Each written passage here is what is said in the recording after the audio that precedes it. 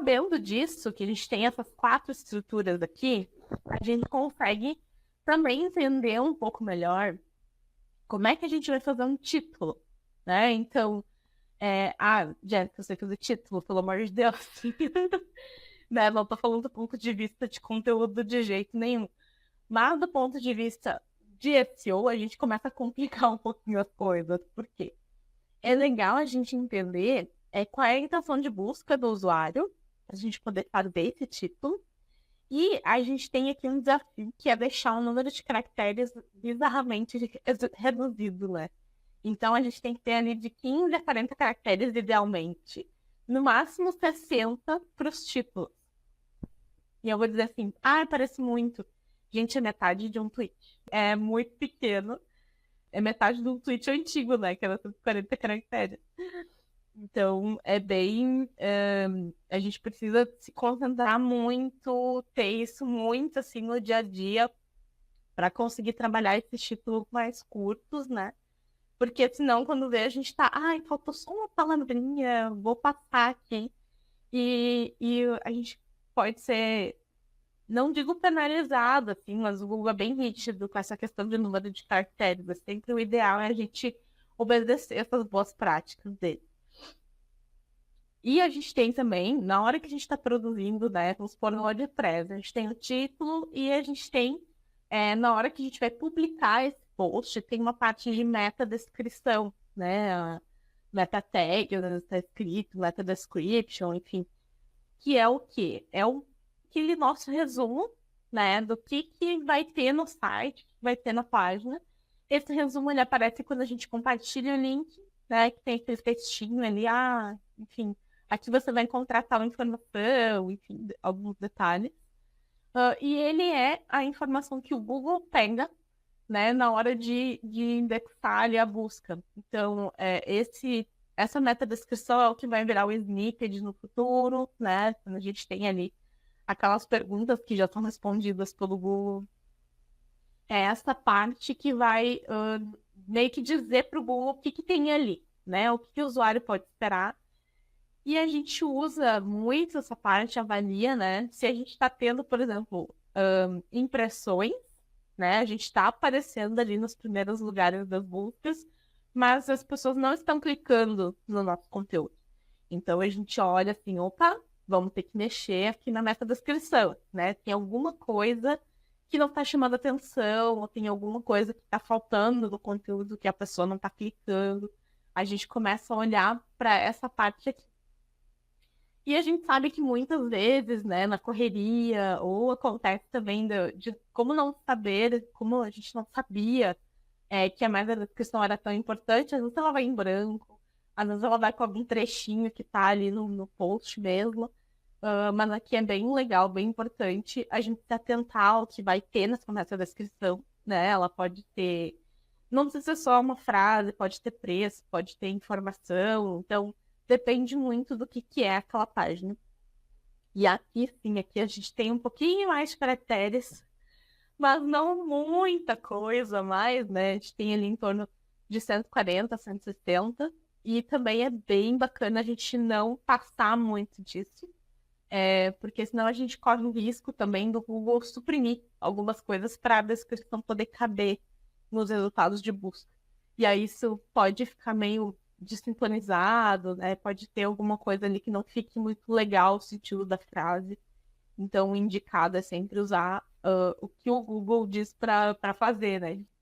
E a gente tem também uma questão na URL bem importante, que às vezes tem algum site, tem algumas coisas que a gente não se atenta.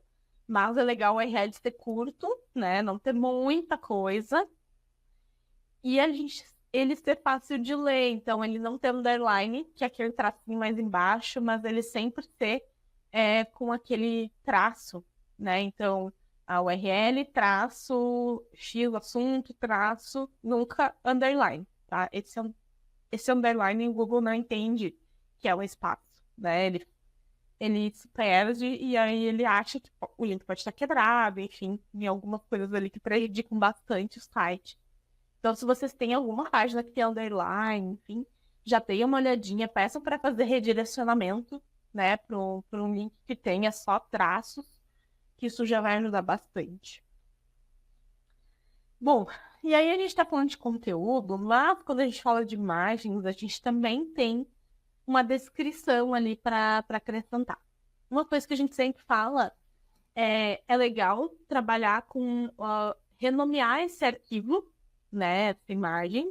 Então, sempre subir a imagem com o arquivo renomeado, seja se tratando do que se trata, né, o que é aquela imagem, ou o título do texto, a informação que vai ali no texto, enfim, aquela imagem precisa estar com o nome que o Google entenda do que se trata.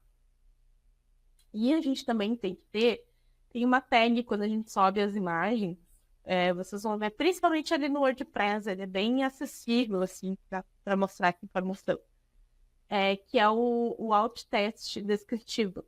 Então, é a tag alt, que a gente sempre fala, né? Resume como tag alt. E a gente precisa dizer, por exemplo, mulher na frente do computador digitando no teclado. Então, a gente tem que descrever essa imagem e sempre, claro, pensando também nas pessoas com deficiência visual, né? Que fazem uso de leitores, mas também muito no Google, né? Então, como é que o Google vai saber o que eu estou falando aqui? Que imagem é essa? Se essa imagem está condizente com o meu conteúdo.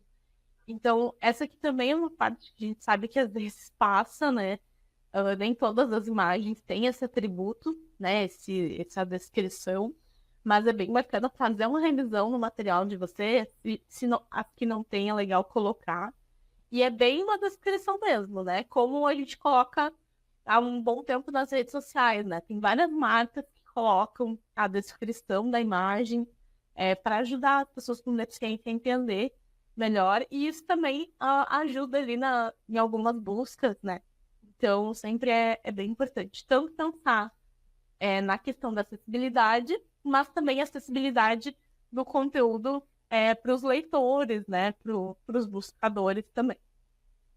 E aqui, a hierarquia do texto é uma coisa que faz muita diferença, né? Parece até meio bobo, assim, tá, eu esqueci de marcar tudo aqui no subtítulo, ai, que mal faz. Mas faz todo mal. Então, aqui também ajuda o buscador a entender que a gente está mostrando para o usuário de uma forma fácil, né? Que ele consegue entender onde é que estão os tópicos, consegue entender quando troca o assunto. Então, é bem importante ter, principalmente esse H1, né? O H1, H2, H3. É muito importante fazer essa hierarquia, né? Então, na hora de formatar ali o conteúdo, quando a gente vai publicar, sempre bem uma conferida se tá certinho, essa hierarquia tá formatada nesse jeito, porque meio que o buscador também faz essa leitura, né? Ele vai ver se tem isso, né? Se tem H1, se tem H2, se tem H3, como é que tá essa estrutura do texto para o público entender como é que tá, ver se ele consegue fazer a leitura mais dinâmica, né? A gente sempre fala de uma leitura quase que fotográfica, né, do material. Então, ter lista, ter checklist, ter itens no texto que ajudem a escaneabilidade do conteúdo também é bem bacana. E a gente tem a nossa grande dúvida, né, que é o que eu faço ali no corpo do texto, né? Eu uso só uma palavra, eu tenho que ter variações dessa palavra. Como é que eu faço para poder organizar esse processo, né, da descrição com base do ponto de vista de SEO? Aqui, os jornalistas vão querer me matar se tiver algum aqui, mas a gente tem muito essa questão de quebrar mais o texto, quebrar as frases, fazer parágrafos muito curtos, né, para a gente conseguir ter esse resumo, né, essa escaneabilidade mais acessível. E aqui também é um pulo do gato bem bacana. Por quê? A gente vai ter uma palavra-chave foco daquele artigo, né? Só que eu não preciso usar só aquela palavra. Eu posso usar as palavras que são semânticas com ela e que também são termos que me interessam, que eu quero indexar. Então, aqui a gente tem mais ou menos uma regrinha, né, de escolher, junto daquele texto, até 15 palavras chave que são semelhantes, que são adicionais, que podem complementar aquele assunto que eu estou falando, se eu posso, sem querer indexar. E aí, a gente vai ter, com isso, um texto bem rico, né? Ele não vai ser aquele texto que fica repetindo a mesma palavra, que a gente sabe que é terrível, né? Ler isso, toda hora repete a mesma palavra, a gente precisa usar alguma coisa ali semelhante, né? Precisa usar outros termos para indicar aquele mesmo item que a gente está falando. E aqui o Google, como ele entende, né? Ele está entendendo semântica há um bom tempo, o Google já entende semântica. A gente pode, sim, usar esses termos semelhantes bem tranquilamente, inclusive deixa o texto mais rico, né? Então, aqui é só se jogar. Porque ele ajuda ali, né, a entender se tá... como é que tá os caracteres, se tá dentro ali do que eles julgam adequado ou não. Mas ele é um contador de caracteres, assim, então tem que cuidar bastante ali nos plugins, principalmente da parte técnica, se ele não vai afetar alguma outra coisa que vocês estão usando. Então, vocês podem tanto usar plugin, quanto usar pode ser até uma planilha mesmo, que conte os caracteres, para vocês poderem se situar antes de fazer a publicação. E das ferramentas, depende muito do teu site. Então, assim, se tu tem um site muito, com muitas páginas, muitas coisas para avaliar, é legal pegar né, o tamanho ali da conta do SEMrush que vá dar conta. Mas o Pro, que é mais acessível, sim, funciona super, né? A gente tem bastante cliente que usa a conta Pro e para eles supre.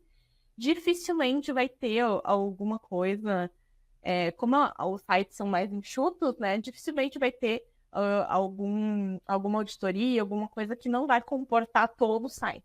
Então, eu acho que vale você tentar isso, né? O número de páginas que você tem versus como que tá ali na conta, né? Se as auditorias vão comportar tudo, beleza, tá só seguir, né? Só usar a conta que é mais acessível. Isso é bem tranquilo.